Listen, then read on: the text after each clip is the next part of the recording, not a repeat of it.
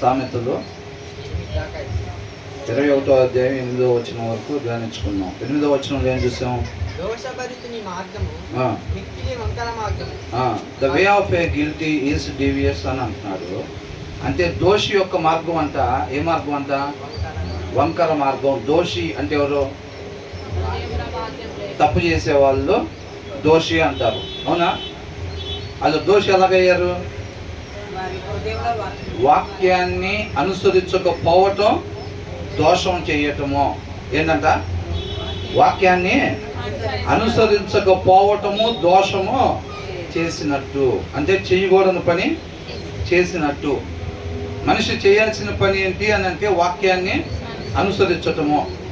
వాక్యాన్ని అతిక్రమిస్తే మనం ఏం చేసినట్టు? దోషం చేసినట్టుగా. మన మార్గం ఏ మార్గం అంట? వంకర మార్గము.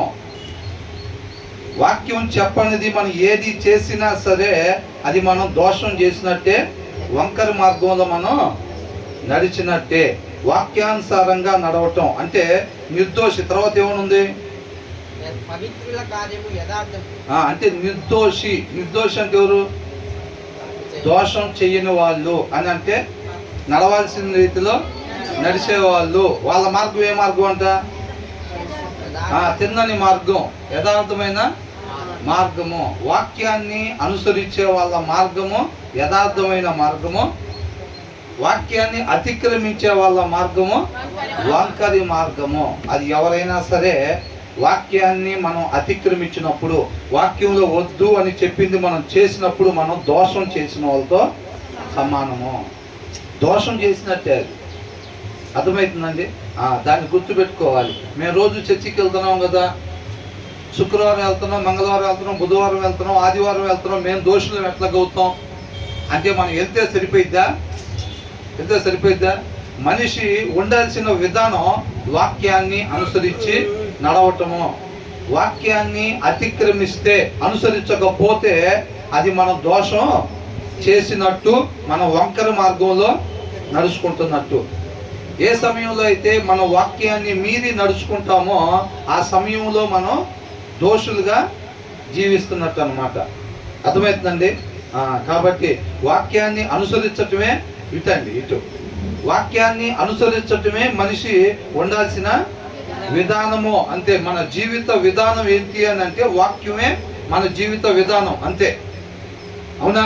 వాక్యం వద్దన్నది ఏది కూడా మనం చెయ్యకూడదు. చేసాము అని అంటే కనుక అది మనం దోషం చేసినట్టుగా, వంకర మార్గంలో నడుచుకుంటున్నట్టు.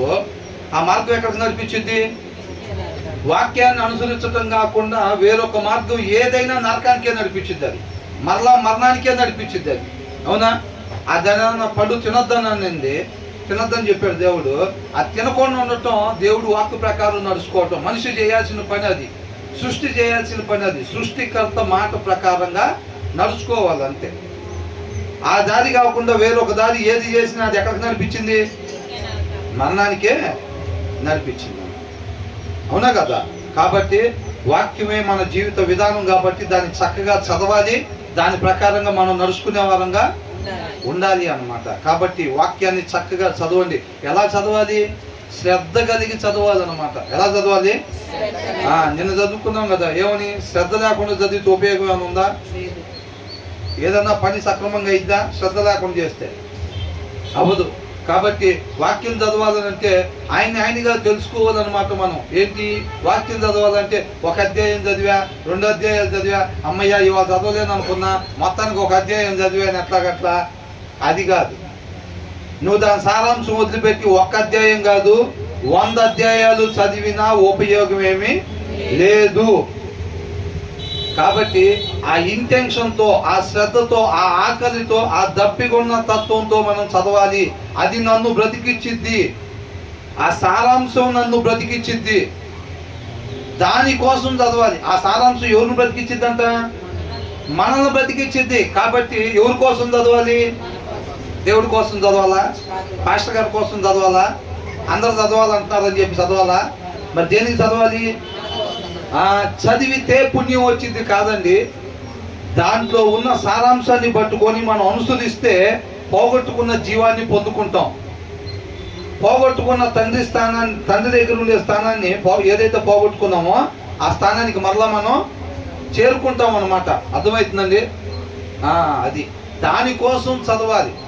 ఏదో పుణ్యం వచ్చిద్దనో, లేకపోతే కార్లు కొనుక్కోవటానికి, బంగళాలు కొనుక్కోవటానికి, ఉద్యోగాలు తెచ్చుకోవటానికి, పిల్లలకి మంచి సంబంధాలు వస్తాయనో దేవుడి దగ్గరికి రారు. దానికోసం కాదు ఉంది దేవుడు. ఆయన నీతిని, ఆయన రాజ్యాన్ని మొదట వెతికితే మనకేం కావాలో ఆయన ఆటోమేటిక్గా ఇస్తాడు. ఆయన నీతిని, రాజ్యాన్ని వదిలిపెట్టి నువ్వు దేని వెనకాల పరిగెడతావో అది ఖచ్చితంగా నీకు నాకు దొరకదు.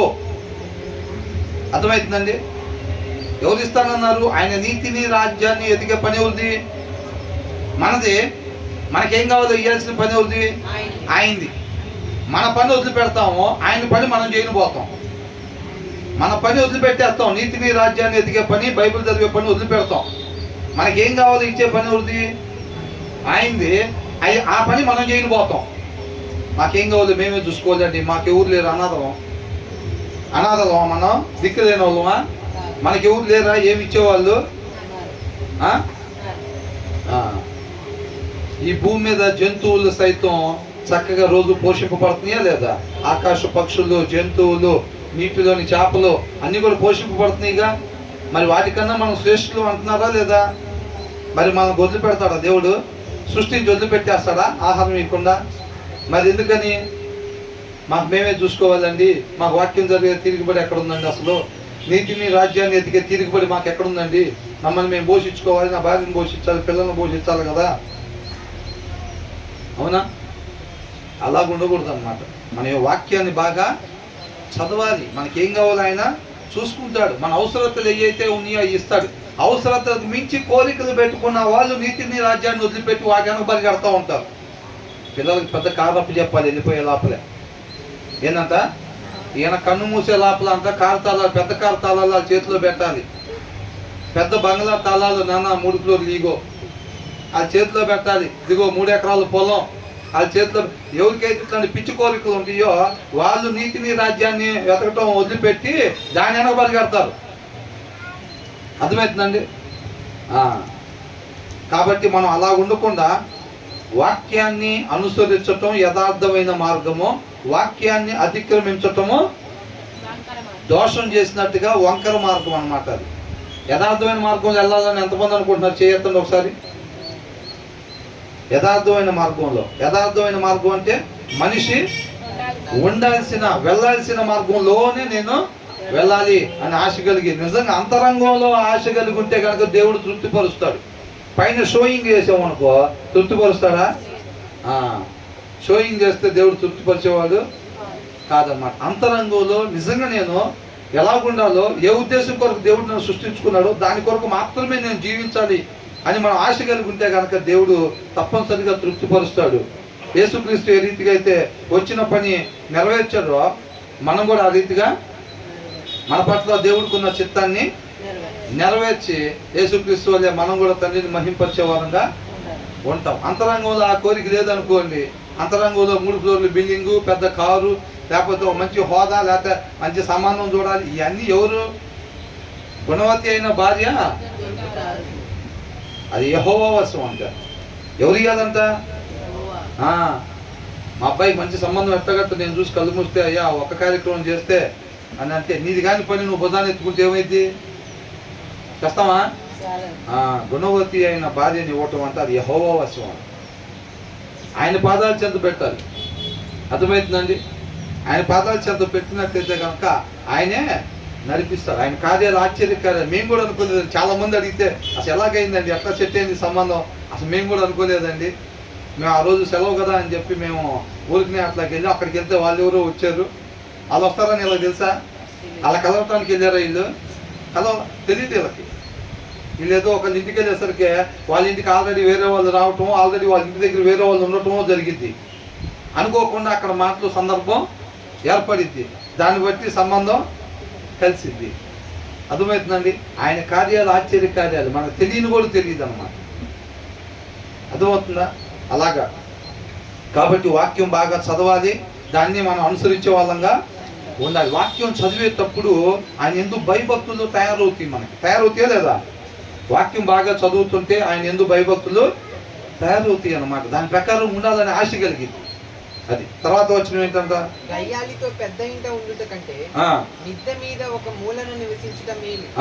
ఏంటంట, గయ్యాలితో, అది అండర్లైన్ చేసుకోవాలి. ఈ వచ్చిన సారాంశం ఏంటంటే గయ్యాలిలాగా మనము ఉండకూడదు. గయ్యాలి కోరల్సం అంటే ఏంటంటే అనవసరంగా పొద్దుగూకుల గొడవ పడటము, పదే పదే ఒకదాన్ని అడగటము, అది వద్దు, మనకు మంచిది కాదు, మనకు అవసరం లేదు, అది వాక్యానుసారం కాదు అని అన్నా, వాక్యం సరిగ్గా చదవనప్పుడు భార్య ఏం చేసిద్ది,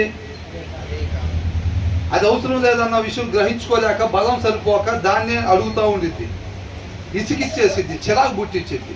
అప్పుడు భర్త ఏం చేస్తాడు, సరే లేదో ఒకటి చెప్పు అనేసేస్తాడు. అర్థమవుతుందండి. ఒకసారి అలా జరిగినప్పుడు హృదయంలో వాక్యం లేని భార్య ఏం చేసిద్ది, ఆ మార్గాన్ని ఎంచుకునేది ఏది సాధించుకోవాలనుకున్నా. అవునా? ఆమెను ఏమంటారంట, గయ్యాలి అంటారంట. నా తెలివితేటలతో నేను సంపాదించుకుంటున్నా చీరలో, నా తెలివితేటలతో సంపాదించుకుంటున్నా బంగారం, నా తెలివితేటలతో సంపాదించుకుంటున్నా, నాకేం కావాలో నా తెలివితేటలతో నేను కావలసినప్పుడల్లా మా అమ్మోళ్ళ ఇంటికి వెళ్తున్నా. ఇవన్నీ నీ తెలివితేటలతో కాదు, నీ గయ్యాల తత్వంతో చేస్తున్నావు ఇదంతా. అర్థమవుతుందండి. అది కేవలం భార్యలే కాదండి, భర్తకైనా సరే ఎవరైనా గయ్యాలోలాగా మనం ఉండకూడదు. పదే పదే ఇసుకిచ్చేవారుగా, అవసరం లేని దాన్ని పట్టుకొని, వాక్యానుసారం కాని దాన్ని పట్టుకొని పదే పదే దాన్ని అడగటం, భర్తకి ఇంటికి కూడా రాబుద్ధి కాకుండా చేయటం. అర్థమవుతుందండి.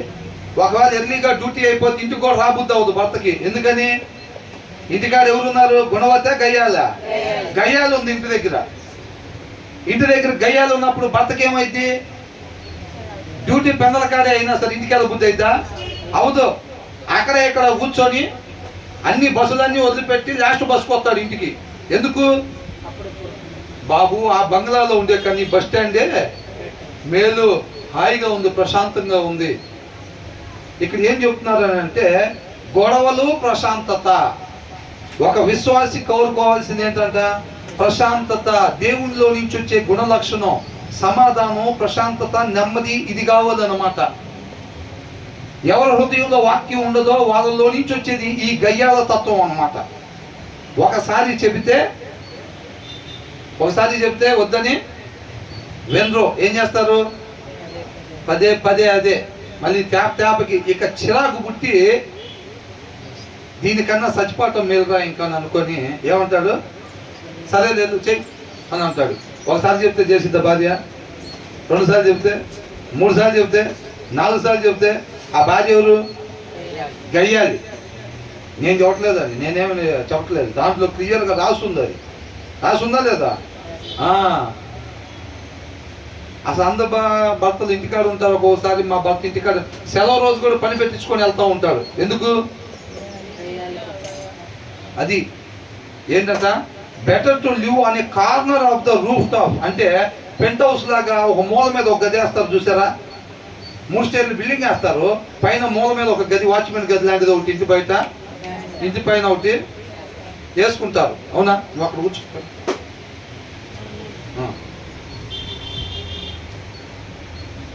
నిద్రపోతే ఒప్పుకునేది లేదు.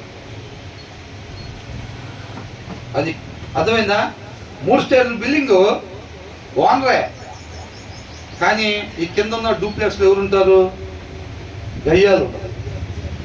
ఆమెతో పాటు డూప్లెక్స్లో ఉండే కన్నా ఆ మూల మీద స్టోర్ రూమ్ కోసం ఒక గది కట్టించారు, వాటర్ ట్యాంక్ పక్కన. ఆయనకి అక్కడ ఉంటే ఎంత ప్రశాంతంగా ఉంటుందో అసలు. అవునా? జీవితకాలం ఇక్కడే ఉంటే బాగుండిద్దని అనిపించింది. ఎందుకని, కిందకు దిగమంటే దిగడు, యుద్ధ రంగంలో దిగినట్టే. డాడీ మమ్మీ పిలుస్తున్నాను అంటే ఇంకేం లేదు, యుద్ధానికి వెళ్ళినట్టే. ఇంకా యుద్ధ బరిలో దిగాడని అనుకుంటాడు అంతే. మెట్లు దిగుతుంటేనే ఇక నేను యుద్ధంలో దిగానని అనుకుంటాడు. ఏళ్తమే ఎక్కడ తెచ్చావు ఇప్పుడు దాకా, ఎట్లాగంతా వెల్కమ్ పలికేది, వెల్కమ్ పలకటం ఎక్కడ తెచ్చావు ఇప్పుడు దాకా, అయ్యగట్టు పిల్లలకి అయితే ఇది సెలవేగా. అవునా? భాష కొద్దిగా మార్చిన విధానం అదే ఉంటుంది. కొంతమంది ఎక్కడ సత్యామని అయ్యో మనం సత్యామని అనకూడదు, విశ్వాసం కదా, అని చెప్పి ఎక్కడ పోయావు ఇప్పుడు దాకా? ఏదైనా పని చేయొచ్చు కదా ఇంట్లో. వర్షం గయ్యాలి వర్షనే ఉండిద్ది, మాట మాత్రం విశ్వాస మాట ఉండిద్ది. ఏంటంట? మాట మాత్రం విశ్వాసి మాట, లోపల వర్షం ఎట్లాగా గయ్యాలి వర్షనే ఉండిద్ది. అది మాట మాత్రం విశ్వాస మాట ఉండిద్ది అన్నమాట. దేవుడు ఏం చూస్తాడు? అంతరంగం చూస్తాడు. అంతరంగంలో గయ్యాలు కనపడుతూ ఉండిద్ది దేవుడికి. అంతే తప్ప పైకి ఇంటి పక్కన ఆమెకి భర్తను తిట్టిన పొద్దుగురు భర్తను తిట్టింది చర్చికి పోయిద్దని అనుకోకుండా మాట మాత్రం విశ్వాస మాటే వస్తూ ఉండిద్ది. పళ్ళు కొరకటం ఎట్లాగంటాం, పైనుంచి కింద చూస్తా, ఇంటి పక్కన వాళ్ళు కనపడవు కదా, మాటే కదా వినపడేది. అవునా? ఇటు ఇటు చూడాలండి, చూడాలి. కాబట్టి మనం ఎలా ఉండకూడదంట? గయ్యాలిలాగా ఉండకూడదంట. కొంతమంది భర్తల గయ్యాలలాగా ఉంటారు, భార్యను సతాయించుకొని తింటమే. ఏందంట? సతాయించుకొని తింటమే. ఇక భార్యను తెంపు ఉండదు. అక్కడ కూర్చుందాం అనుకుంటే, ఏది కూర్చుంటున్నావు, టీ పెట్టు అని అంటారు. టీ తీసుకురాగానే మళ్ళీ ఇంకో పని చెప్తా ఉంటారు, ఇంకో పని చెప్తా ఉంటారు. అవునా కదా? అట్లాగా సతాయించుకొని తింటూ ఉంటారు. భార్య అసలు ఉండబుద్ధి అవ్వదు. ఎంతమంది భార్యలు సూసైడ్ చేసుకోవట్లేదండి? ఎందుకు చేసుకుంటున్నారు? తినడానికి లేక. బ్రహ్మాండమైన బియ్యం కట్టు ఉంది దీంట్లో, కూరగాయలు అన్నీ సమృద్ధిగా ఉంటాయి, అన్నీ ఉంటాయి, చక్కటి పిల్లలు ఉంటారు. ఆమె మాత్రం తాడికి వెళ్ళాడుతూ ఉండిద్ది. ఎందుకు? భర్త గయ్యాలి భర్త. అవునా? గయ్యాలి భర్త ఇంట్లో ఉంటే భార్య ఏం చేసిద్దండి? అన్నీ ఉన్నాయి. తల్లిదండ్రులు ఉంటారు, చక్కగా ఫోన్ చేస్తే రామ్మ అని చెప్పి ఇంటికెళ్తే బంగారులో చూసుకుంటారు. మంచి పిల్లలు ఉంటారు, ఇంట్లో కావాల్సినవి అన్నీ ఉంటే భర్త మాత్రం మామూలు విషయం కాదు. పోయినసారి చెప్పాం కదా, ఒకసారి ఓ చిన్న విషయం ఏదన్నా జరిగితే తినేటప్పుడు స్పూన్ పడితే కింద దానికి 1.5 క్లాస్ బిగుతాడంట. ఎంతసేపు? 1.5 క్లాస్ బిగుతాడంట. అసలు అర్థమవుతుందండి? ఇప్పుడు ఏదో పిల్లలు అందరం కలిసి డైనింగ్ టేబుల్ దగ్గర తినేటప్పుడు స్పూన్ పడకుండా ఉండిద్ది ఎప్పుడన్నా అనుకోకుండా పడింది అనుకోండి, ఏదో చేయి దగ్గర లేకపోతే అట్లాగా, దానికి 1.5 క్లాస్ బిగుతారంట. ఇంకేం కాపురం చేసిద్దా భార్య? మా అమ్మ నాన్నలు వస్తున్నారు, కొద్దిగా ట్రైన్ స్టేషన్ దగ్గరికి వెళ్ళి తీసుకొని రావా అంటే, నాకు ఇప్పుడు కుదరదు, సాయంత్రం పూట రమ్మను, సాయంత్రం అయితే ఖాళీగా ఉంటాను అంటున్నాను. వాళ్ళకు ఉండేదేమో ట్రైన్ అప్పుడే, సాయంత్రం ఉండదు. ఈయనకేమో సాయంత్రం పూట రమ్మను, నేను సాయంత్రం ఖాళీగా ఉంటాను అంటున్నాడు. మరి ఎలాగా? ఎవరా భర్త? పేరుకి ఆయన ఏ ఉద్యోగం చేస్తాడు తెలుసా? సాఫ్ట్వేర్ ఉద్యోగం చేస్తాడు. సాఫ్ట్వేర్ ఉద్యోగం 1.5 నుంచి 2 లక్షల దాకా జీతాలు వస్తాయి. కాకపోతే మనిషి పడితే ఇక గ్రైండర్లో పడినట్టే. ఓ చిన్న పొరపాటు మనిషి కంట్లో పడిందంటే ఇక మనం గ్రైండర్లో పడినట్టే. ఇంకా అర్థమవుతుందండి? మెంటల్గా డిస్టర్బ్ అయిపోతున్నారు. వాళ్ళ డాడీ వస్తున్నాడంటే వాళ్ళ పిల్లలకి అసలు ఎంత భయం వేసేస్తుందంటే, వాళ్ళ డాడీ వస్తున్నాడంటే వాళ్ళకి అంత భయం వేస్తుంది. వాళ్ళకి మతి స్థిమితం పోయే అంత పరిస్థితి అవుతుంది వాళ్ళకి, పిల్లలకి. మేము ప్రాక్టికల్గా వాళ్ళ ఇంటి దగ్గరికి వెళ్ళి వాళ్ళతో మాట్లాడితే చెప్పిన విషయాలు ఇవన్నీ. ఎందుకని? వాళ్ళ డాడీ అంటే అసలు ఎలా ఉండాలి? నడిచేటప్పుడు, కూర్చునేటప్పుడు, నుంచునేటప్పుడు దేవుని వాక్యం చెప్పేవాడిగా ఉండాలి. ఆయనలో ఉండే శాంతి సమాధానం ఉండాలి ఏంలో. అంతే తప్ప అలా గయ్యాలలాగా ఉండకూడదు అనేది చెప్తున్నారు. గయ్యాలలాగా మనం చీటికి మాటికి గొడవలు పెట్టుకోవటం, చిరాకులు తెప్పించడం ఇలాగ చేయకుండా ఎలా ఉండాలంట? శాంతి సమాధానంగా ఉండాలి. ఈ వచ్చిన సారాంశం అది. అంటే ఒక విశ్వాసం ఎలా ఉండాలంట? శాంతి సమాధానం. క్రీస్తుని కలిగిన శాంతి సమాధానం మనం కలిగి ఉండాలి తప్ప గొడవలు మారులాగా చీటికి మాటికి మనం అట్లా ఉండేవాళ్ళంగా ఉండకూడదు అని అంటున్నారు. ఆ తర్వాత ఏమంటున్నాడు? నీతిమంతుడు మనసు ఏం చేసిద్దండి? దుప్పి నీటి వాగుల కొరకు ఆశపడినట్టుగా, దుప్పి నీటి వాగుల కొరకు ఆశపడినట్లుగా నీతిమంతుడు ఏమంటున్నాడు? నా ప్రాణం నీ కొరకు ఆశపడుతున్నాను అంటున్నాడు. ఎవరు? నీతిమంతుడు. హృదయంలో దేవుని వాక్యం ఉన్నవాడు. హృదయంలో వాక్యం లేని ఆయన ఇంకొక ఆయన ఉన్నాడు, మూర్ఖుడు. ఎవరంట ఆయన? మూర్ఖుడు. ఆయన ఎట్లాగా?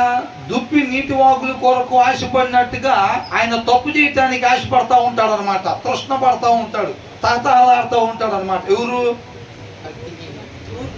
మూర్ఖుడు. హృదయంలో వాక్యం లేని వాళ్ళు, హృదయంలో వాక్యం లేని వాళ్ళు దేనికోసం తహతహలాడతారంట? ఎత్తగట్టి ఉన్న ఒకరిని మోసం చేసి కోట్లు సంపాదించాలి, పేరు సంపాదించాలి. అవునా? వాడు మూర్ఖుడు ఏం చేస్తాడంటే లైన్లో వీరికన్నా ముందు వచ్చి లైన్లో ఉంటారు చూసారా, వాడు గబక్కని అక్కడికి వెళ్ళంగానే అసలు ఎట్లా వీళ్ళందరికన్నా ముందు అక్కడికి వెళ్ళిపోయి తీసుకోవాలి.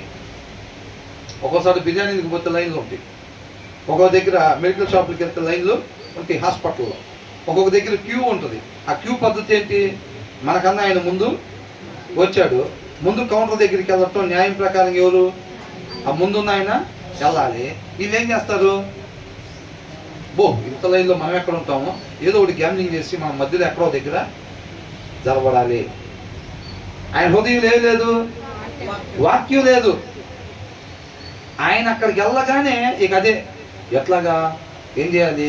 కాలు బాగలేదనో, లేకపోతే మా అమ్మగారు అసలు నడవలేకపోతున్నానో, కూర్చోలేకపోతున్నానో చూపించి మధ్యలో జరబడిపోవాలి. ఎలాగలాగా ఆయన అక్కడ ఒక్క చోటే కాదండి, ఆయన మళ్ళీ అక్కడి నుంచి షాప్లోకి పోయినా సరే మోసమే చేస్తాడు. అక్కడి నుంచి మళ్ళీ ఇంకొక దగ్గరికి వెళ్ళినా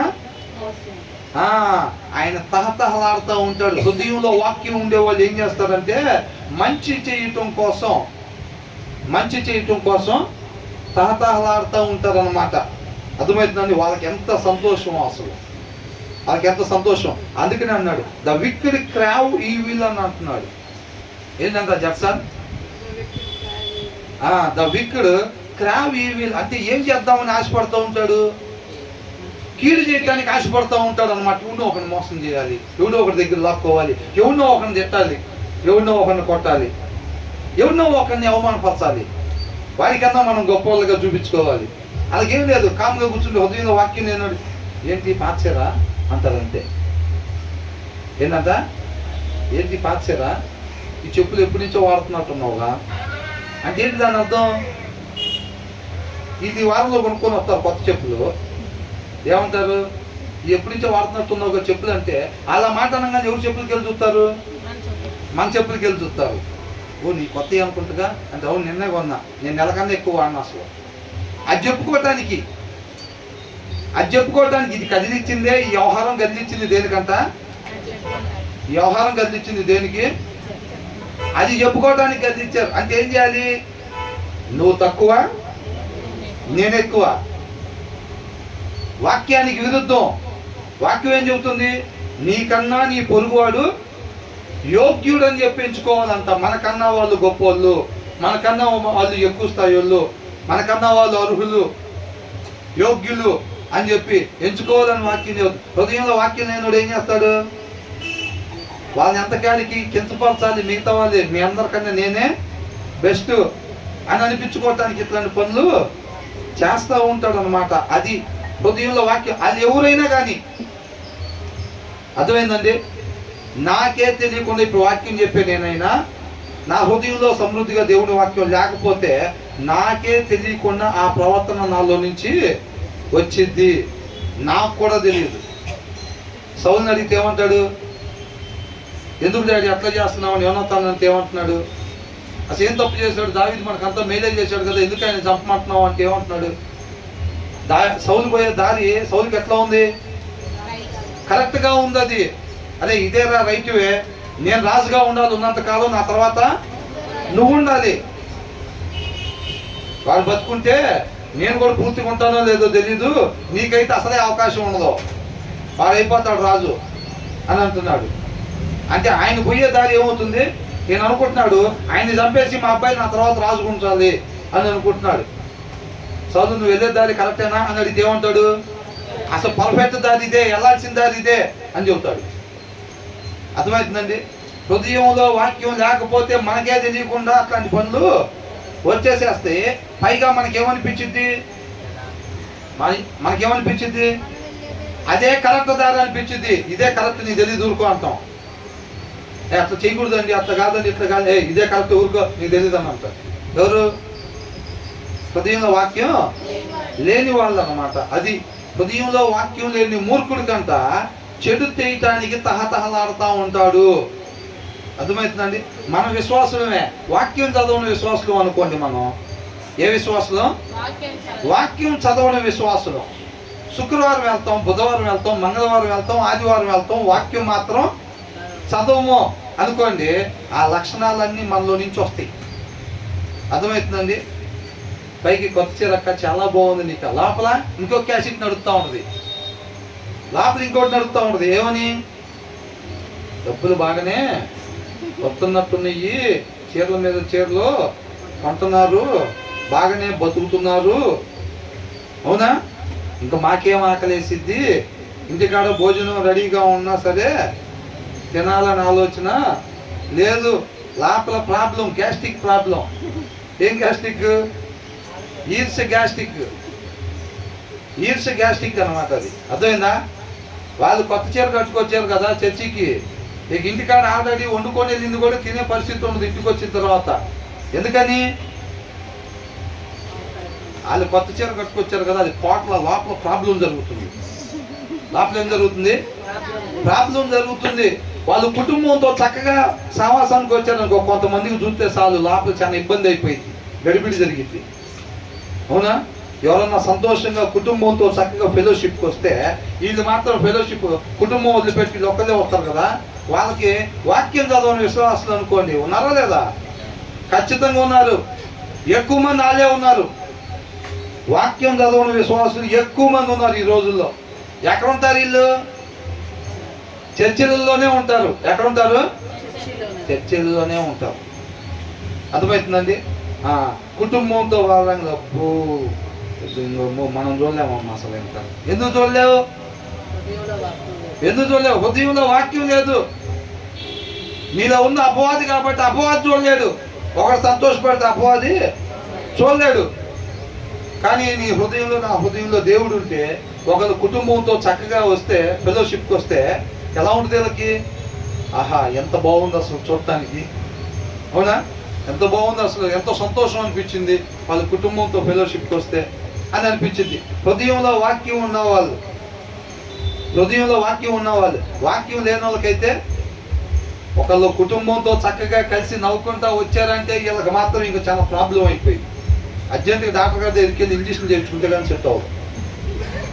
ఒకళ్ళు కొత్త చీర కట్టుకొచ్చారంటే, ఒకళ్ళు కొత్త చెప్పులు వేసుకొచ్చారంటే, ఒకళ్ళు కొత్త బండి కొనుక్కొని వచ్చారంటే, అవునా? ఒకళ్ళు పాపం అదే ఎవరన్నా స్నాక్స్ ఏదన్నా పెట్టిద్దాం అల్పాహారం అని చెప్పి ఎవరన్నా స్నాక్స్ తెచ్చినా కొంతమందికి పడదు. ఎందుకని? దీని దగ్గర అట్లాగో ఎవరన్నా తెస్తే నచ్చదు. ఎందుకు?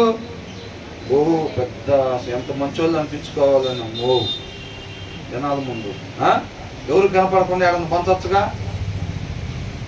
అని అనుకుంటారు, అవునా? అంటే వాళ్ళ ప్రాబ్లం ఏంటి? వాక్యం లేదు. మూర్ఖులు ఒకళ్ళ కుటుంబంతో చక్కగా సంతోషంగా ఫెలోషిప్కి వస్తే చూసి తట్టుకోలేరు. కానీ పైకి ఎట్లుంటారు? పైకి నటన జీవితం. బాస్ అన్నయ్య నువ్వు కలిసి చర్చికి వస్తే ఎంత ఆనందంగా అనిపించిందో అక్క అంత రూటిలే. లోపల ఏముంటుంది? ఈ ఇంటికి వెళ్ళిన తర్వాత తినమంటే ఎందుకు తినలేకపోతున్నావు? నేను తర్వాత తింటాలే, అప్పటికే 12 అయింది, 1 అయింది, 1:30 అయింది, తినమంటే ఏమంటున్నారు? తర్వాత తింటాలే నేను, మీరు తినండి. అక్కడ ఏమని వచ్చింది? కాస్త ఎంత బాగున్నారో నువ్వు అనే కదా చర్చికి వస్తే నాకు ఎంత ఆనందం అనిపించిందో. అక్కడ అట్లా అనిపించింది. ఇంటికి వస్తే అన్నం తినబుద్ధి అవ్వట్లా అంటే ఏంటి అర్థం? గ్యాస్ ఫామ్ అయింది. ఇప్పుడు నేనేం తిన్నా అంటారు. ఏం గ్యాస్ అంటది? ఈర్ష గ్యాస్ ఫామ్ అయిపోయింది. ఇక అన్నం తింటానికి ప్లేస్ లేదు, అవునా కదా?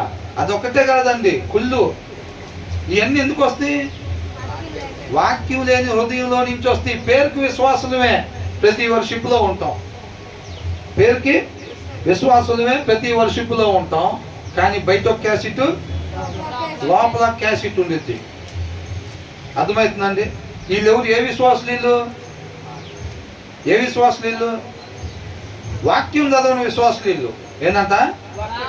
వాక్యము చదవని విశ్వాసులు అన్నమాట వీళ్ళు. అర్థమైందండి? వీళ్ళ ఆకారాలు చూస్తే విశ్వాసాకారాలు ఉంటాయి, కానీ లోపల ఏముంటుంది అంటే మన దగ్గర అంటారు కదా, ఏంటంట?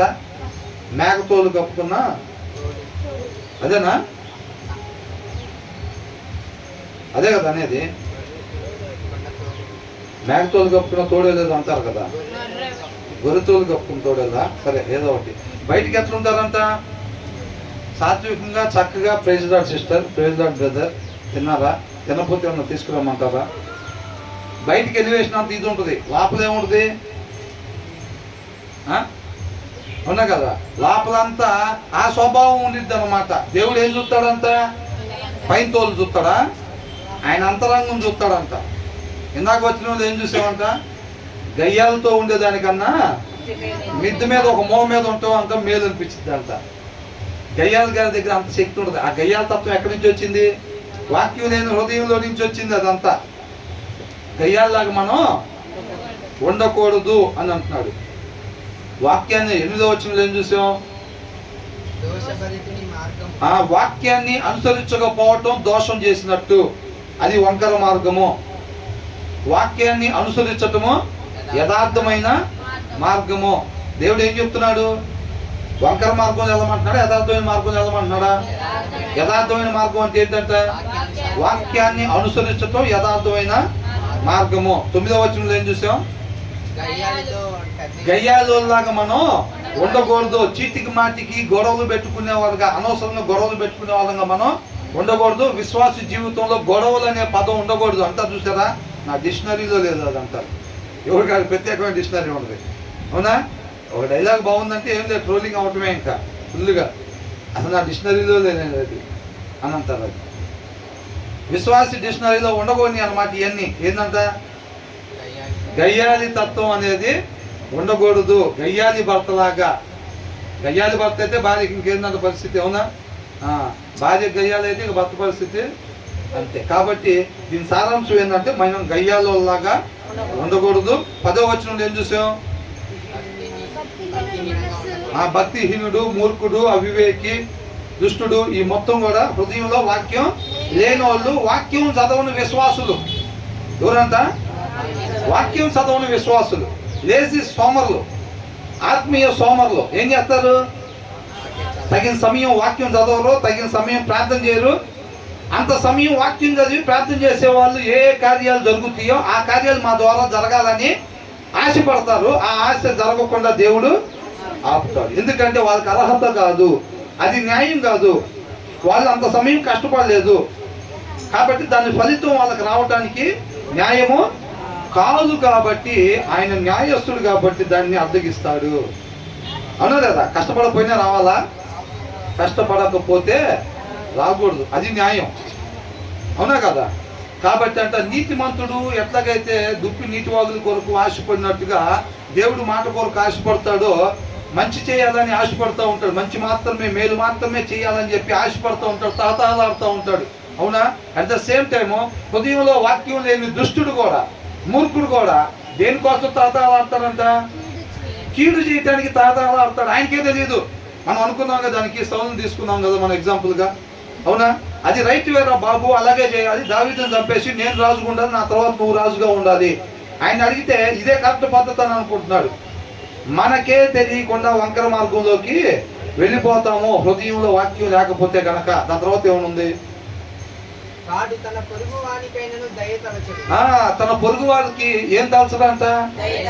ప్రతి మనిషి ఏం కోరుకుంటాడంట? A person's desire is unfailing love అని ఉంది. ప్రతి ఒక్కరి దగ్గర నుంచి అంట ఒక వ్యక్తి దేవుడి ప్రేమని కోరుకుంటాడు అనమాట. ఈ ఎవరైతే వాక్యం చదవకుండా ఉండే దుష్టుడు ఉన్నాడు చూసారండి, ఆయన చెడు చేయాలని తహతహలాడుతూ ఉంటాడు కదా, ఆయన దగ్గర నుంచి ఏ దేవుడి ప్రేమ ఇతరులకి అందదు. ఆయనకి మాత్రమే నష్టం కాదండి, ఆయనకి మాత్రమే నష్టం కాదు. ఆయన చుట్టుపక్కల ఎక్కడైతే ఉంటాడో ఆ చుట్టుపక్కల ఉండే వాళ్ళందరికీ కూడా ఆయన నష్టాన్ని చేకూరుస్తాడు. నీతిమంతుని మాట అంట జీవపు ఓట. అది ఆయనకి జీవాన్ని తెచ్చింది, అట్ ద సేమ్ టైం ఇతరులకు కూడా జీవాన్ని తెచ్చింది. నీతిమంతుని మాట జీవపు ఓట అయితే మూర్ఖుని మాట ఏంటంట? మరణపు ఓట. ఏంటంట? మరణపు ఓట. ఆయన పలికే దాన్ని బట్టి ఈయనకు మరణం వచ్చింది. అట్ ద సేమ్ టైం దాన్ని ఇని అవతల నేర్చుకోవటం వల్ల వాళ్ళకు కూడా ఏమొచ్చింది? మరణమే వచ్చింది. అర్థమవుతుందండి? కాబట్టి మనం ఏంటంట, మనం దేవుని వాక్యం కలిగి ఉంటే కనుక అదే హృదయం దేవుడి రాజ్యాన్ని స్థాపన చేసిద్ది, దేవుడి రాజ్యాన్ని కట్టిద్ది. అదే హృదయంలో దేవుని వాక్యం లేకపోతే ఆ రాజ్యాన్ని పడగొట్టే పనిలో తిరుగుతూ ఉండిద్ది. అది అర్థమవుతుందండి. ఆ రాయి పనికి రాకుండా తుప్పు పట్టినట్టుగా, తుప్పు ఏం చేసింది, దీని నుంచి దానికి, దాని నుంచి దానికి, దాని నుంచి దానికి చెదలు పట్టినట్టుగా, తుప్పు పట్టినట్టుగా. ఒకడు చనిపోయినోడు ఏం చేస్తాడు, వీడు మందు అలవాటు చేసుకొని వీడు చిన్నకి ఇంకొకటికి అలవాటు చేస్తాడు. వాడు ఏం చేస్తాడు, వాడు ఇంకొకటికి అలవాటు చేస్తూ ఉంటాడు. అంటే ఇది ఎంత పోతుంది, ఆ హృదయాలు దేని కొరకు పని చేస్తాయి? దేవుడు మనల్ని ఎందుకు పిలిచాడు? నీతిమంతులుగా ఉండటానికి, ఆశీర్వాదం పొందుకోవటానికి దేవుడు మనల్ని పిలిచాడు. శాపగ్రస్తులుగా ఉండటానికి మనల్ని పిలవలేదు ఆయన. కానీ ఆ హృదయాల్లో దేవుని వాక్యం ఉంటే మేలు చేస్తున్నారు. ఆ హృదయాల్లో దేవుని వాక్యం లేకపోతే ఏం చేస్తున్నారు? కీడు చేస్తున్నారు. ఇతరుల పట్ల వాళ్ళు దేవుడి ప్రేమను చూపించలేరు. వాక్యం చదవని విశ్వాసి ఎక్కడున్నా సరే వాళ్ళ దగ్గర దేవుడి ప్రేమ దొరకదు. పదాలు దొరుకుతాయి అంతే, వేషధారణ దొరికిద్ది అంతే, షోయింగ్ దొరికిద్ది అంతే. అర్థమవుతుందండి. వాక్యం చదవని విశ్వాసి ఎక్కడైతే ఉంటాడో కేవలం సంతోషం ఉందక్క, మిమ్మల్ని చూస్తే కుటుంబంతో వచ్చారు, చాలా ఆనందం అనిపించింది అక్క, మీరు స్నాక్స్ ఇప్పించారు, వాళ్ళందరికీ ఒకరికి ఆహారం పెట్టారు, సంతోషం అనిపించింది అక్క. ఇదంతా పైన షోయింగ్ మాత్రం దొరికిద్ది వాళ్ళ దగ్గర. అర్థమవుతుందండి. అంతరంగంలో దొరికిద్దా? మంచి వస్త్రాలు కొనుక్కున్నారక్క, సంతోషం అనిపించింది, ఇట్లా ఉంటుందా? బయటికి షోయింగ్ చేస్తారనమాట. ఎవరు? హృదయంలో వాక్యం లేని వాళ్ళు అనమాట. ఈ లోపల ఏదైతే బయట కూడా అదే ఉండాలి. నువ్వు అవునంటే అవును, కాదంటే కాదు. నిజమైన విశ్వాస జీవితం అది. లోపల ఒకటి బయట ఒకటి కాదు. అది ఎవరిని మోసం చేస్తున్నారు? మోసపోకుడి దేవుడు వెక్కిరించబడడు. దానివల్ల నువ్వు దేవుడిని ఏదో మోసం చేద్దాం, జనాన్ని మోసం చేద్దాం అని కాదు. తండ్రి చేత ఆకర్షింపబడితే ప్రతి ఒక్కళ్ళు కుమారుడి దగ్గరికి వస్తాడు. నువ్వు ఎవరిని ఏమి చేయలేవు, దేవుడిని కూడా అంతకన్నా ఏమి చేయలేవు. ఆ వేషం వేసుకోవటం వల్ల ఎవరికి నష్టం? మనకే నష్టం. కాబట్టి వాక్యము చదివే విశ్వాసులుగా ఉన్నట్టయితే కనుక ఆ వాక్యాన్ని చదువుతూ ఉంటే శ్రద్ధతో దాన్ని అనుసరించాలని ఆశ కలిగి ఆయన ఆశ్రయిస్తాం అన్నమాట. దాన్ని అనుసరించేటట్టుగా ఆయనే మనల్ని నడిపిస్తాడు. కాబట్టి వాక్యము చదవని విశ్వాసులుగా కాకుండా వాక్యము చదివే విశ్వాసులుగా మనం ఉండాలి. అది అంటున్నాడు. వాక్యము చదివే విశ్వాసులుగా మనం ఉన్నట్టయితే మన నుంచి దేవుడి ప్రేమను మిగతా వాళ్ళందరికీ అందించే వారంగా ఉంటాం. ఆ వచనం మళ్ళీ ఒకసారి చదవండి. 10వ వచనం ఒకసారి చదవండి. కీడు చేయగోరును. ఏం కోరుకునేదంట? భక్తిహీనుడు అంటే ఎవరు? హృదయంలో వాక్యం లేని వాళ్ళు కీడు చేయాలని కోరుకుంటా ఉండిద్దంట. అది మాకే తెలీదు. ఆయన పాస్టర్ గారే కావచ్చు, పాస్టర్ గారి పిల్లలే కావచ్చు, లేకపోతే సీనియర్ విశ్వాసి కావచ్చు, సంఘ పెద్ద కావచ్చు, బాప్తిసం తీసుకుని 10 సంవత్సరాలు కావచ్చు. కానీ హృదయంలో వాక్యం లేకపోతే వాళ్ళందరూ ఎవరు? వాక్యాన్ని అనుసరించకపోతే దోషి. మనిషి ఉండాల్సిన విధానం వాక్యాన్ని అనుసరించటం. వాక్యాన్ని అతిక్రమిస్తే ఎవరంటారు? దోషి. ఎవరైనా కానీ. అవునా? వాళ్ళ దగ్గర ఏం దొరకదంట? వాడంతా పొరుగువానికి ఏం తలచడు? దయ తలచడు, ప్రేమ చూపించడు, వాత్సల్యత చూపించడు, కరుణ చూపించడు, కృప చూపించడు. ఇవన్నీ ఆయన దగ్గర దొరకవు. ఎందుకని? హృదయంలో వాక్యం లేదు కాబట్టి ఆ గుణ లక్షణాలు ఆయన దగ్గర దొరకవు అన్నమాట. అర్థమవుతుందండి. ఆ తర్వాత వచ్చిన ఏమంటున్నారు? అపహాసకుడు దండింపబడుట చూచి జ్ఞానము లేని వాడు జ్ఞానము పొందును, జ్ఞానము గలవాడు ఉపదేశము వల్ల తెలివినొందును. ఇక్కడ మనం ముగ్గురు చూసాం. పోయినసారి చదువుకున్నాం. ఈ వచనం గుర్తుందా? సుమతి, కాలమతి, మందమతి. సుమతి అక్కడంతా రేపు వచ్చి ఇక్కడ అదే ఇక్కడ బాగా బురకలు వస్తున్నాయి, రేపు వచ్చి ఇక్కడ చేపలు పడదాం రా అని మాట్లాడుకుంటున్నారంట. ఏం మాట్లాడుకుంటున్నారు?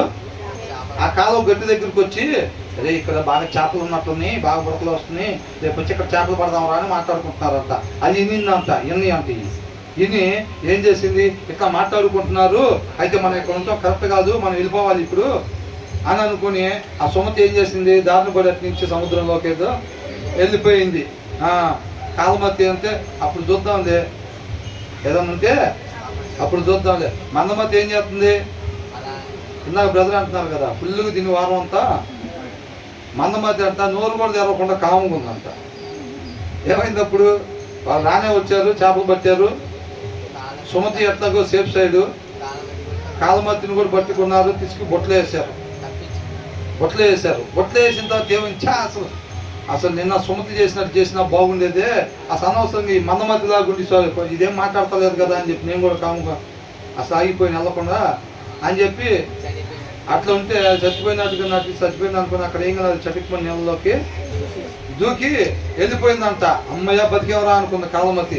మందమతి ఏమైంది, పట్టుకొని కమ్మగా తల మీద ఒకటి వేసి శుభ్రంగా ఇంటికి తీసుకెళ్ళి ముక్కలు చేసాడంట. ఇక్కడ కూడా ముగ్గురు కనపడుతున్నారు. ఎవరంట?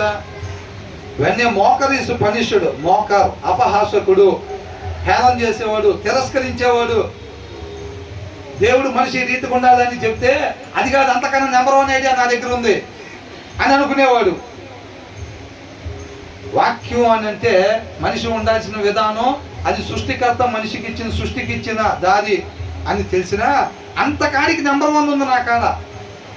వాక్యం వింటారు. ఆయన దాన్ని అతిక్రమించే వాళ్ళు ఎవరు?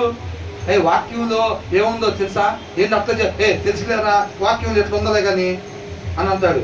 కానీ ఏం చేశాడు? వేరేది చేశాడు. ఎందుకని? అంతకాడికి ఇది నెంబర్ 1 రా. ఏంటంట? అంతకాడికి ఇది నెంబర్ 1 అని చెప్పేవాళ్ళే. చండాలమైన అది కాదు, ఎట్టు చేద్దాం అంటే ఏం చేసినట్టు? అవతలని అవమానపరిచినట్టు, తిరస్కరించినట్టు, ఎగతాళి చేసినట్టు. అవునా కదా? వీళ్ళు అట్లా చేస్తారు. హృదయంలో వాక్యం లేని వాళ్ళంతా వీళ్ళు ఏం చేస్తారు? అలాగే ఎగతాళి చేస్తారు అన్నమాట. ఈ చెట్టు పనులు ఏదన్నా మీరు తినకూడదని చెప్పారా అని అపవాది వచ్చి అడిగాడు. ఎవరిని? అవని. అవని అడిగితే ఏం చెప్పింది? మేము అన్ని తినొచ్చలే కానీ ఆ పండు మాత్రం తినకూడదు, ముట్టకూడదని కొద్దిగా యాడ్ చేసింది. కొద్ది మసాలా వేస్తారు కదా మన వాళ్ళు కూడా. వాక్యం ఏదో తక్కువైనట్టు వీళ్ళు ఏం చేస్తారంటే అక్కడ ఇక్కడ తీసుకొచ్చి కలిపి మిక్సింగ్ వేసి ఎలా ఉన్న కూర అంటారు. సరైన విశ్వాసం అయితే చండాలంగా ఉందని చెప్తారు. వాళ్ళకే తెలియదు అనుకోండి అసలు ఎట్లా ఉంటుంది కూర అనేది, ఎట్లా ఉండాలని వాళ్ళకి కూడా తెలియదు అనుకోండి. ఎట్లా ఉండినా కానీ అద్భుతం మహాద్భుతం జరిగింది ఇక్కడ కళాయిలో అనుకుంటాడు. అవునా? కాబట్టి ఇక్కడ ఏంటంట, హృదయంలో వాక్యం అంతకన్నా బ్రహ్మాండమైన ఇదేరా అన్నారు. దేవుడు వాక్యాన్ని అపహాస్యం చేసేవాళ్ళు, దేవుడిని అవమానపరిచేవాళ్ళు, ఎగతాళి చేసేవాళ్ళు. వాళ్ళకి ఏంటంట, వాళ్ళకి నోటి మాటలు చెప్తే అయిద్దా? ఇక్కడ ముగ్గురు వ్యక్తులు, ఒకళ్ళు వెన్న మోకర్ ఈజ్ పనిష్డ్. మోకర్ అనే ఆయన ఒక ఆయన, ద సింపుల్ గెయిన్ విజ్డమ్ అని అంటున్నాడు. అక్కడ ఇంకొక ఆయన ఉన్నాడు, తెలివి జ్ఞానం లేకుండా ఇంకొక ఆయన ఉన్నాడు. ఆయన జ్ఞానాన్ని పొందుకుంటాడంట by paying attention to the wise. ఇక్కడ ఇంకొక ఆయన ఉన్నాడు, జ్ఞానవంతుడు. దే గెట్ నాలెడ్జ్ అని అంటున్నాడు. జ్ఞానవంతుడికి ఏంటి, ఒక్కసారి చెప్పగానే రేపు ఇది హోంవర్క్ ఇస్తున్నాను మీరు రాసుకురావాలి అని అనగానే జ్ఞానవంతుడు ఏం చేస్తాడు? రాసుకొని వచ్చేస్తాడు. అవునా? వీళ్ళు తెలియలేని వాళ్ళను ఇంకొకడు మూర్ఖుడు ఉంటాడు. వీళ్ళు ఏం చేస్తారు? 2 రకాల వాళ్ళు ఉంటారు. వాళ్ళు ఏం చేస్తారంటే, అందుకే టీచర్లు ఏం చేస్తారంటే ఒకరికి పిలిచి కోచింగ్ ఇస్తారు. వాడికి కోచింగ్ ఇవ్వాలన్నమాట. వాడి స్టేజ్ అది. ఒకరికి ఇంజక్షన్, ఒకరికి ట్యాబ్లెట్ ఇస్తారు. లేదా డాక్టర్ గారి దగ్గరికి వెళ్తే జ్వరం అన్నారు, వెళ్తాడు, ఈయనకేం ఇంజక్షన్ చేస్తారు, ఆయనకేం ట్యాబ్లెట్. ఆయన జ్వరం నేనే జ్వరం కదా చెప్పింది, నాకేం ట్యాబ్లెట్లు ఇచ్చి ఆయనకి ఇంజక్షన్ చేశారని పార్షాలిటీ చూపించాను. పార్షాలిటీ కదరా బాబు, ఆయనకి ముదిరిపోయింది, ఇంజక్షన్ వేస్తే తప్ప తగ్గదు, నీకేమంత లేదు, ఇప్పుడే స్టార్టింగ్ స్టేజ్లో ఉన్నావు, నీకు ట్యాబ్లెట్లు వేస్తే సరిపోయింది అని అంటాడు. అవునా? ఈ తెలివి లేని ఆయన ట్యాబ్లెట్లతో పోయే ఆయన. ఈ మూర్ఖులు ఉన్నారు చూసారా, ఇంజక్షన్ బ్యాచ్. ఇంజక్షన్ చేస్తే తప్ప తగ్గదు అక్కడ. అందుకే కొంతమందికి ఏంటంటే మాటలు గద్దింపు పనిచేయవు, స్టిక్ తీసుకోవాల్సిందే.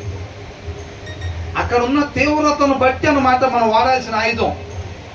అర్థమవుతుందండి? అంతే కత్తులు గన్నులు ఏం వాడబాకండి. నేను చెప్పేది అట్లా సారాంశాన్ని అర్థం చేసుకోండి. ఏంటంట, వాళ్ళున్న పరిస్థితిని బట్టి వీళ్ళు చేసిన తప్పుకి ఆల్రెడీ 2-3 సార్లు చెప్పా. ఈ విషయంలో పిల్లలకి నేను చెప్పా, 4-5 సార్లు చెప్పా. అయినా వాళ్ళు రిపీట్ చేస్తారు. ఫస్ట్ ఎలా చెప్పాము? నార్మల్గా, నాన్న అట్లా చేయకూడదు, మనిషి ఉండాల్సిన విధానం, తప్పుడు మాటలు మనం మాట్లాడకూడదు, ఇవాళ వాక్యంలో చెప్పారు విన్నావు కదా, మనం జాగ్రత్తగా ఉండాలి, మంచిగా ఉండాలి అని అంటాం. అయిపోయింది. వాడి తర్వాత వాడి నోట వింటాం. విన్నప్పుడు గర్దిస్తాం. అవునా? నీకేమని చెప్పా, మొన్న ఇట్లా చెప్పాడా లేదా దేవుడు, మనిషి ఉండాల్సిన విధానం ఇట్లా అని చెప్పాడా లేదా, విన్నావా లేదా, నువ్వు మళ్ళీ ఎందుకు చేసావు, అది ఇదని గద్దించి దెబ్బలు పడితే నీకు గట్టిగా చెప్తున్నా, ఇంకోసారి కానీ చూశానంటే అని అంటారు. వాడి నోట మళ్ళీ వినపడి అనుకో తర్వాత ఇంకేం చేయాలి? ఇక వెళ్ళి తీసుకోవటమే. సార్ ఏమయ్యారు? వయసుగా ఉండాల్సిన సారు సింపుల్గా మారారు. ఆ సింపుల్ నుంచి ఏమయ్యారంటే మోకరగా మారారు అనమాట. పూర్తిగా చంద్రముఖిగా మారిపోయారు. మారిపోగానే ఆ తుప్పలు తెచ్చాలంటే శుద్ధి తీసుకోవాలా లేదా? తీసుకోవాలి. తీసుకొని బెల్ట్ తీసుకుంటేనో లేకపోతే అంటే నేను అట్లా ఏం చూడలేదండి, పరిస్థితిని బట్టి తీవ్రతను బట్టి అంటున్నా అక్కడ. అందుకే తప్ప ప్రతి వాడికి ట్యాబ్లెట్లో పోయేదనుకోండి, ఇంజక్షన్ ఇచ్చారనుకోండి ఏమైంది? యాంటీబయాటిక్ ఎక్కువ ఇచ్చాడండి అని అంటే ఎక్కువకి ఏం చేస్తాడు? వాళ్ళ డబ్బులు కట్టి సీట్లు రాకపోయినా సరే సీట్ ఇప్పించాడు. ఆయన సబ్జెక్ట్ రాలేదు అయినా సరే ఏం చేశాడు? లంచం కట్టి నడిపాడు. ఆయన యాంటీబయాటిక్ ఎంత ఇవ్వాలో ఆయనకి తెలీదు. ఇక కనిపించినంత ఇచ్చాడు. ఆయనకి ఏమైంది? ఎక్కువైపోయి తేడా పడింది. కాబట్టి పిల్లలు కూడా తగిన స్థాయిలో కాకుండా మోతాదు పెరిగింది అనుకోండి, ఏదో హృదయంలో వాక్యం ఉంటే ఎంత మోతాదు ఇవ్వాలో ఏదో తెలిసిద్ది. ఏదో హృదయంలో వాక్యం లేకపోతే ఏమైంది? గద్దించాల్సిన ప్లేస్లో బెల్ట్ తీసుకుంటారు వీళ్ళు. పిల్లలకి ఏమనిపించింది? పాపం రేపకుడి అని ఉంది. అవునా? పాపం రేపే వాళ్ళకి మా నాన్న మూర్ఖుడు పొద్దుగూకులు కొడతా ఉంటాడు. మాట్లాడాల్సిన దగ్గర కూడా కొడుతున్నారు అనుకోండి, వాళ్ళు ఎట్ట అయిపోతారు? మూర్ఖుల్లాగా అయిపోతారు. ఇంకా పోలీసు కోర్టుకి కూడా ఇంకా భయపడరు రేపు రోజు నాళ్ళు. సెంటర్లో ఇవ్వడం అంతాడన్న భయమే ఉండదు. ఇక నాకు తన్నులు కొత్త మా నాన్న బాగా తయారు చేశాడు నన్ను. చీటికి మాటికి తన్ని తన్ని తన్ని తన్ని కొంతమంది మధ్యస్థిమితం లేకుండా పోయింది. భర్త తంతే భార్యకి లేదు, మధ్యస్థిమితం లేకుండా తిరుగుతూ ఉంటారు. రోజు మీరు చూసారా నాన్న? కొంతమంది ఏందనంటే వాళ్ళ ఆయన పద్దాకు తాగి వచ్చి ముఖం మీద తన్ని పద్దాకుగా అట్లా అయిపోయిందని అంటారు. ఉన్నారండి బయట. అట్లా చేయకూడదు ఎప్పుడే కూడా మూర్ఖుల్లాగా. అర్థమవుతుందా? కాబట్టి ఇక్కడ ఏంటంట? అపహాసకుడికి ఏం కావాలంట? దండన కావాలి. దండిస్తే సరవుతాడు. పనిష్మెంట్ అంత ముందు చూసాం కదా. ఏంటంట? గాయాలు తగిలే దెబ్బలంట అంతరంగాన్ని స్వస్థత పరుస్తాయి, అంతరంగాన్ని సరి చేస్తాయి అన్నమాట. అయ్యి గాయాలు కలిగించే దెబ్బలు. అర్థమవుతుందండి? కాబట్టి ఎవరికి? అపహాసకుడికి దండన ఉండాలి. తర్వాత ఎప్పుడైతే వాడిని కొట్టగానే ఇదిగో ఎప్పుడైతే ఒకరిని కొట్టగానే బాబోయ్ నన్ను కూడా అట్లా కొడతారు, ఇంక రేపు ఖచ్చితంగా రేపు హోంవర్క్ చేసుకొస్తానని అనుకుంటారు. ఎందుకని? అపహాసకుడిని దండించగానే ఈ జ్ఞానం లేనివాడు జ్ఞానం తెచ్చుకుంటాడు. అంతేనా? అందుకనే సెంటర్లో ఎందుకో చెట్టు కట్టేసి కొట్టారు వాడిని అని అంటారు. ఎందుకు కొడతారు అనుకున్నారు? చెట్టు కట్టేసి ఇంకెవడు అట్లాంటి పని చేయకుండా అప్పుడప్పుడే కొంతమంది హృదయంలో వాక్యం సరిగ్గా చదవకుండా ఎవడన్నా ఏదన్నా తప్పుడు పని చేద్దామా అనే ఆలోచనతో తిరుగుతూ ఉంటారు ఆ సిటీలో. ఏదో ఒకటి మోసం చేసి మాయ చేసి డబ్బులు సంపాదిద్దామా అనే ఆలోచనలు అప్పుడప్పుడే వస్తా తిరుగుతూ ఉంటారు కొంతమంది. వాడు ఎవడైతే బాగా ముదిరిపోయి ఉంటారో వాడికి ఇంజక్షన్ ట్రీట్మెంట్ కావాలి కాబట్టి వాడిని సెంటర్లో చెట్టు కట్టేసి కొడతారు అందరూ చూసేటట్టుగా. విదేశాల్లో కూడా ఏం చేస్తారంటే అందరూ చూసేటట్టుగా ఇస్తారు పనిష్మెంట్. అప్పుడు ఏమైందంటే వంకర మార్గంలో పోయి ఇవ్వడం, డబ్బులు సంపాదిద్దాం, వంకర మార్గంలో పోయి పేరు సంపాదిద్దాం, పలుకుబడి సంపాదిద్దాం అని అనుకుంటూ ఉంటారు చూసారు ఆలోచనతో. ఎప్పుడైతే వాళ్ళు చూస్తారో బాబు మనకొద్దురా, అది ఏమనుకుంటారు? మనకొద్దురా బాబు, అది ఆ కోటికి మనం మళ్ళాము, వారికి కోలుకోలేడు జీవితంలో అని అనుకొని ఈ ఆలోచనలన్నీ మానుకుంటాడు. ఇంకా ఏమవుతాడంట? తెలియలేనోడు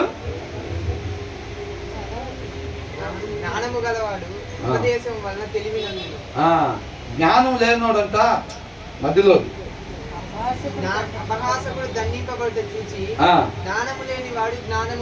ఆ జ్ఞానం లేనివాడు ఏమవుతాడంట? ఒకళ్ళకి పనిష్మెంట్ ఇయ్యగానే అందుకని ఏం చేస్తారు? సైలెంట్ ఉరిదీసి ఎవరికి చెప్పకుండా ఉండరు. అంటే ఉరిదీయటం వాక్యానుసారం కాదండి, నేను మౌలికి చెప్తున్నా. లేదా ఆయనకి 14 సంవత్సరాలు జైలు శిక్ష పడింది అనుకోండి, ఒక ఆయనకి చేయకుండా పని చేస్తే 14 సంవత్సరాలు జైలు శిక్ష పడింది అనుకోండి, అది జనానికి మొత్తానికి తెలిసేటట్టుగా ప్రచారం చేస్తారు. ఎందుకని? తప్పు ఎవరు చేయకూడదు. అట్లాగా జ్ఞానం లేకుండా ఎవరో నుండి అట్లాంటి ఆలోచనలు తలంపులతో ఉంటే కనుక వాళ్ళందరికీ ఇది తెలియాలని చెప్పి తెలియపరచని అదేం చేస్తారు? అలాంటి ఆలోచనలు తీసేసుకుంటారు అనమాట. తర్వాత మూడో ఆయన ఇంకొక ఆయన ఉన్నాడు, ఈయన ఎవరంట? జ్ఞానము కలిగిన వాడు అని అంటున్నాడు. ఈయన ఏం చేస్తాడంట? ఉపదేశము వలన చెప్పినప్పుడు దానికి ఇంకా జ్ఞానాన్ని పెంచుకుంటాడన్నమాట. అర్థమవుతుందండి? జ్ఞానవంతుడికి ఎప్పుడైతే చెప్పినప్పుడు ఉపదేశం చేసినప్పుడు ఇంకా తన జ్ఞానాన్ని పెంచుకుంటాడు అన్నమాట. ఒకసారి చెప్పగానే చేస్తాడు. అది ఎవరైనా కానీ, అది పెద్దోళ్ళైనా పిల్లలైనా, ఒకసారి చెప్పగానే పిల్లలు వింటున్నారు చేస్తున్నారు అని అంటే పిల్లలకి చక్కగా దేవుడి జ్ఞానం ఉంది. పదే పదే 2 సార్లు 3 సార్లు 2 సార్లు 3 సార్లు 4 సార్లు చెప్పాల్సి వస్తుందని అంటే వాళ్ళకి జ్ఞానం లేని వాళ్ళలాగా ఉంటున్నారు. ఎన్నిసార్లు చెప్పినా వింటలేదు అని అంటే ఎలా ఉన్నారు? అపహాసకులాగా మారిపోయారు. అర్థమవుతుందండి? వాళ్ళకి దండించాల్సిన పరిస్థితి వచ్చింది. అంటే ఈ వచ్చిన సారాంశం మనం ఏం నేర్చుకోవాలి? అపహాసకుల్లాగా ఉండాలా? జ్ఞానం లేని వాళ్ళలాగా ఉండాలా? ఎలా ఉండాలంట? జ్ఞానము గలవారిలాగా ఉండాలి అని అంటున్నారు. ఇది అండర్లైన్ చేసుకోవచ్చు. ఇందాక గయ్యాలిలాగా మనం ఉండకూడదు. వాక్యాన్ని అనుసరిస్తే యథార్థవంతులు ఉండాల్సిన రీతిగా ఉండేవాళ్ళు, వాక్యాన్ని అనుసరించిన వాళ్ళు దోషులు అని ఉంది. అంటే దోషిగా ఉండకూడదు, యథార్థవంతులుగా ఉండాలనేది 8వ వచనం అయితే, 9వ వచనం గయ్యాలిలాగా మనం ఉండకూడదు. భర్త అయినా భార్య అయినా ఏ మనిషి అయినా. అర్థమైందండి? 10వ వచనంలో ఏం చూసాం? హృదయంలో వాక్యం లేని వాళ్ళుగా ఉండకూడదు. అలా ఉంటే కనుక వాళ్ళు తప్పు చేయాలని చెప్పి కీడు చేయడానికి తహతహలాడుతూ ఉంటారు. అంత మాత్రమే కాదు, వాళ్ళ పొరుగు వారికి దేవుడి ప్రేమణాలు కనపరచలేరు. వాళ్ళ హృదయంలో వాక్యం లేదు కాబట్టి. అంటే 10వ వచనంలో ఏం చూసాం? హృదయంలో సమృద్ధిగా దేవుని వాక్యం ఉండాలి. ఇప్పుడు ఇక్కడ 11వ వచనంలో ఏం చూసాం? 11వ వచనంలో ఏం చూసాం? అపహాసకుడు లాగా మనం ఉండకూడదు, జ్ఞానం లేని వాళ్ళలాగా మనం ఉండకూడదు. ఎలా ఉండాలి మరి? జ్ఞానం కలిగిన వారంగా మాత్రమే మనం ఉండాలి. ఆ జ్ఞానం ఎక్కడి నుంచి వచ్చింది? దేవుని నోట నుంచి వచ్చింది. దేవుని నోట నుంచి వచ్చింది వాక్యం. కాబట్టి ఆ వాక్యం చదివేటప్పుడు మనకు ఆ జ్ఞానం వచ్చింది. మనం జ్ఞానవంతులుగా ఉంటాం తప్ప, నేను జ్ఞానవంతుడిగా ఉండాలి అనగానే అబ్రాకే దబ్రా అనేది అంటారు కదా, అట్ అనగానే మనకేం వచ్చేసేది జ్ఞానవంతుల్లాగా. మనం కష్టపడి తగిన సమయం దేవుడు పాదాల చెంత గడపాలి. ఆ వాక్యాన్ని సారాంశాన్ని మనం పొందుకోవాలి. అప్పుడు ఆ జ్ఞాన వివేకాలు మనకి వస్తాయి. అర్థమవుతుందండి? ఆ జ్ఞాన వివేకాలు మనకు వస్తాయి. వాక్యము చదవాలి. ప్రతి వచనంలో ఉండాల్సిన రీతికి మాత్రమే మనం ఉండాలి అన్నట్టు. అది మన వల్ల అయ్యే పని కాదు. వాక్యమై ఉన్న దేవుడే మనల్ని అలాగా ఉంచాలి. కాబట్టి ఆ డ్రైవింగ్ సీట్లో మన హృదయంలో వాక్యమై ఉన్న దేవుడిని మనం ఎల్లప్పుడూ ఉండేటట్టుగా చూసుకోవాలి. అర్థమవుతుందండి? ఈ వచ్చిన సారాంశం ఏంటంటే ఎలా ఉండాలంటే మనం జ్ఞానవంతులు లాగా మాత్రమే మనం ఉండాలి. జ్ఞానం లేని వాళ్ళలాగా అపహాసకుల్లాగా మనం ఉండకూడదు. చివరి వచ్చిన చూద్దాం. నీతిమంతుడైన వాడు భక్తిహీనుని ఇల్లు ఏమైనదని కనిపెట్టును. The righteous one takes note of the house of the wicked and brings the wicked to ruin. నీతిమంతుడైన వాడు ఏం చేస్తాడంట? భక్తిహీనుని ఇల్లు కనిపెట్టును. భక్తిహీనులను ఆయన నాశనములో కూల్చును. కీర్తనలు 11 మనం ఏం చూసాం? దావీదు మహారాజు అంటున్నాడు కదా, ప్రతి నరుణ్ణి ఆయన సింహాసనం మీద కూర్చొని చూస్తూ ఉన్నాడు. కాబట్టి ఎవరైతే దోషులుగా ఉంటారో, దోషులు అంటే ఎవరు? వాక్యాన్ని మీరే వాళ్ళు, వాక్యాన్ని అతిక్రమించేవాడు దోషి అని చెప్పి రాస్తుంది. ఇందాక వచ్చిన చూసాం కదా మనం. వాక్యాన్ని అతిక్రమించే వాళ్ళు దోషి. కాబట్టి ఎవరైతే దోషులుగా ఉంటారో వాళ్ళ మీద ఆయన ఉగ్రత చూపిస్తాడు. దేవుని ఉగ్రత ఎవరు పొందుకుంటారంట? ఉగ్రత అంటే తెలుసా? ఉగ్రత అంటే ఏంటి? కోపము, శిక్ష, పనిష్మెంట్. అర్థమవుతుందా? దేవుడి కోపం ఎవరి మీద వచ్చిందంట? భక్తిహీనుడు అంటే ఉండకూడని రీతిగా ఉండే వాళ్ళ మీద దేవుడి కోపం వచ్చింది. అదంటాడు ద రైచస్ వన్ అంటే దేవుడు. The righteous one takes note of the house of the wicked అని అంటాడు. అంటే ఆయన ప్రతి నరుణ్ణి కూడా ఏం చేస్తూ ఉంటాడంట? చూస్తూ ఉంటాడు, పరిశీలన చేస్తూ ఉంటాడు అనమాట. ఎవరైతే వాక్యానుసారంగా లేరో వాళ్ళని ఏం చేస్తాడంట? నాశనం చేస్తాడు అని అంటున్నాడు. అర్థమవుతుందండి? ప్రతి నరుణ్ణి చూస్తూ ఉంటాడు. దేవుడు అని ఆయన ఒక ఆయన ఉన్నాడు, సృష్టించి వదిలిపెట్టాడు. ఇక మన ఇష్టం రా. ఆయన ఫస్ట్ పేజీ లాస్ట్ పేజీ రాస్తాడంట, మిగతా పేజీలు మనం రాసుకోవాలంట. మిగతా పేజీలు ఎవరు రాయాలంట? మనం రాయాలంట. ఫేస్బుక్లో అక్కడెక్కడ పెడతా ఉంటారు కదా. పుట్టించాడు, మరణ డేట్ ఆయన చేతిలో ఉండిద్ది. మిగతా భవిష్యత్తు మనం ఎన్నో ఫ్లోర్లో ఉండాలి, ఎన్ని ఫ్లోర్లు ఇంటి పైన తీరాగాలనేది మనం రాసుకోవాలరా అంటారు ఇది. అవునా? కాబట్టి మన నడవడికంతా మన చేతుల్లో లేదు. ఆయన డెసిషన్ ఆయన తీస్తాడు. మన హృదయంలో నుంచి అనేక ఆలోచనలు ఉంటే అనేక ఆలోచనల నుంచి ఒక ఆలోచన తీసి మనకు ఆయన అందిస్తాడు. ఆ ఆలోచన అందించినప్పుడు దాన్ని బట్టి మార్గం ఏర్పడిద్ది. ఆయన ఇంకొక ఆలోచన అందించాడు అనుకోండి, ఇంకొక మార్గం ఏర్పడిద్ది. అవునా? కాబట్టి మనం తర్వాత ఏం చేస్తామో మనకు తెలుసా?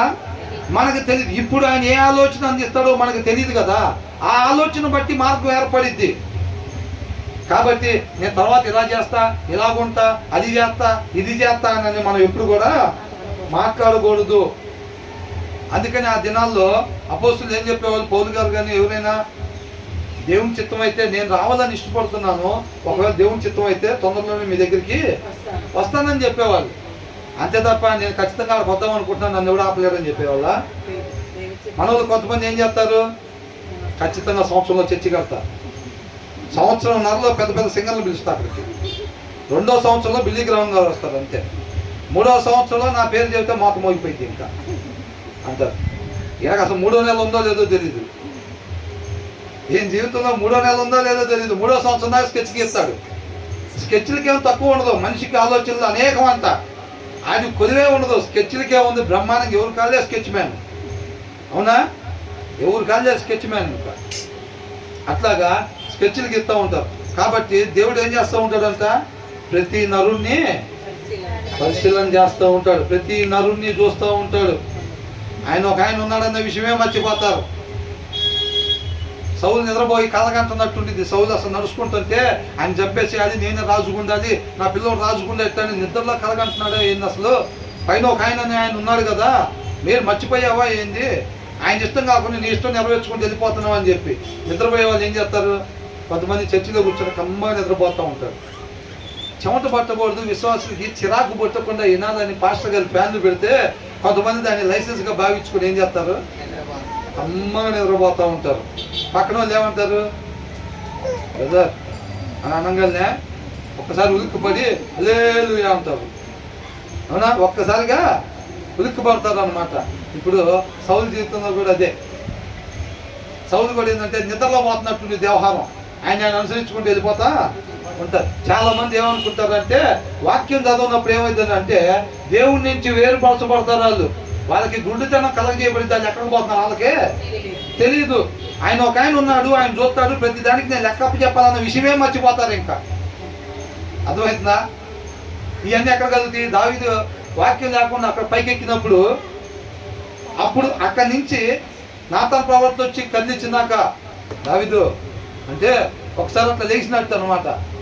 అర్థమైందా? అప్పుడు దాకా నిద్రలో వెళ్ళిపోతున్నట్టే. ఆయన ఒక ఆయన ఉన్నాడు, చూస్తున్నాడు, లెక్క అడుగుతాడు, నేను ఎలా ఉండాలి ఎలా ఉండకూడదు చూసుకొని ఉండాల్సిన రీతికి మాత్రమే నేను ఉండాలి. ఇవన్నీ ఉన్నాయా? ఏం లేదు. అనిపించినట్టుగా వెళ్ళిపోతున్నాడు, అంటే నిద్రలో వెళ్ళిపోతున్నట్టుగా, నిద్రలో అనుకున్నట్టుగా వెళ్ళిపోతున్నాడు. నాతో వచ్చి ఏం చేశాడు, ఇట్లా తట్టి లేపాడు దావీదు అనగానే అప్పుడు కాన్షియస్. డాక్టర్ గారు ఆపరేషన్ చేసిన తర్వాత ఏం చేస్తారు, మత్తోర్లతో తర్వాత నిదానంగా బాబు బాబు లే ఇంక నిద్రపోయిందాలే అంటారు. అవునా? అట్లాగనమాట. కొంతమంది ఏం చేస్తారంటే సృష్టికర్త ఒక ఆయన ఉన్నాడన్న విషయమే మర్చిపోయి నేనే ఇదంతా సృష్టించింది అన్నట్టు బిహేవ్ చేస్తూ ఉంటారు. నేనే ఇదంతా సృష్టించింది, ఇంకేమైనా సృష్టిస్తే పోయిద్దా అన్నట్టుగా అనుకుంటారు. అర్థమవుతుందండి? అట్లా ఏం ఉండదు. ప్రతి క్షణం మనం జ్ఞాపకం పెట్టుకోవాల్సిన విషయం ఏంటంటే మన సృష్టికర్త ఒక ఆయన ఉన్నాడు, ప్రతి ఒక్కరిని కూడా చూస్తూ ఉంటాడు. అర్థమవుతుందండి? ఏది పడితే అది చేస్తే ఆయన ఊరకనే పంట చెడిపోతాయి, పంట వేసి వదిలిపెట్టేస్తారా? పురుగు ఏంటంటే అంటే మనిషి సృష్టించి పాలు చేస్తాడు, వదిలిపెట్టేస్తాడా? ఏమి వదిలిపెట్టడు. ఎవరెవరైతే ఇట్లా చేస్తున్నారో అది మొత్తాన్ని ఏం చేస్తున్నాడు, రేపు కుప్పేసి ఏం చేస్తాడంట, రేపు కుప్పేసి కలుపుతారా లేదా? వేస్టేజ్ మొత్తం తీసి, అవునా, అవి మొత్తం తీసేసి కుప్పేసి కలుపుతారు అది రేపు రోజున. అది కాబట్టి ఇక్కడ ఏమంటున్నారు, the righteous one takes note of the house of the wicked and brings the wicked to ruin అని అంటాడు. నశించిపోయేటట్టుగా రేపు వాళ్ళకి ఏమి ఎదురైద్దంట, నాశనమే ఎదురైద్ది. ఎవరికి? భక్తిహీనులకి నాశనమే ఎదురైద్ది అనమాట. అర్థమవుతుందండి? నీతిమంతుడు అని అంటే జనరల్గా నీతిమంతుడు అంటే బ్రదర్ విశ్వాసి కదా. నీతిమంతుడు అంటే మామూలు విశ్వాసి కదా, నిజంగా సత్య ప్రకారం ఉండే విశ్వాసి కదా. అని అంటే బరబ్బాను వదిలిపెట్టేటప్పుడు, యేసుక్రీస్తుని వదిలిపెట్టేటప్పుడు ఈ పదం వాడారు. ఏమని? నీతిమంతుణ్ణి మీరు బంధించి దోషిని విడిచిపెట్టమని మీరు కోరుకున్నారు అని చెప్తారన్నమాట. అర్థమవుతుందండి? నీతిమంతుడు అని అంటే దేవుడు అనమాట. ఆయన పోలి నడుచుకునే వాళ్ళందరూ కూడా నీతిమంతులుగా ఉంటారు. కాబట్టి ఆయన ప్రతి నరుణ్ణి దృష్టించి చూస్తూ ఉంటాడు. కాబట్టి మనం దానికి సక్రమంగా ఉండాల్సిన రీతికి మాత్రమే మనం ఉండాలి. ఆ శ్రద్ధ కలిగి, ఆ ఆశ కలిగి ఆయన ఆశ్రయించే వారంగా ఉండాలన్నమాట. దేవుడికి మహిమ కలుగును గాక.